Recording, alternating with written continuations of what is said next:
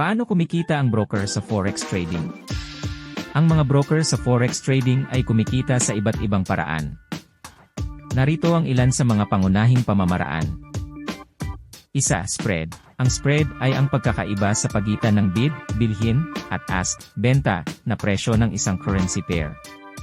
Halimbawa, kung ang bid price ng EUR/USD ay 1.1200 at ang ask price ay 1.1202, ang spread ay 2 pips.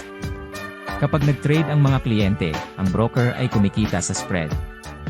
2. Komisyon. Ang ilang mga brokers ay nagcha-charge ng komisyon sa bawat trade na ginagawa ng kanilang mga kliyente. Ang komisyong ito ay maaaring flat rate o 1% ng halaga ng trade. 3.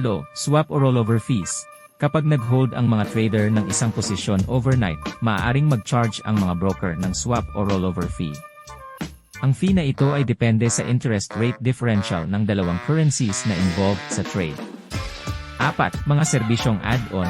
Ang ilang brokers ay nag-aalok ng mga premium services tulad ng advanced charting tools, signal services, at trading robots na may karagdagang bayad. 5.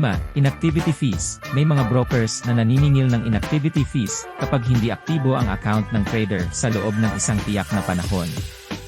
6. Withdrawal fees. Ang ilang brokers ay naniningil din ng fees sa bawat withdrawal ng pera mula sa trading account ng trader.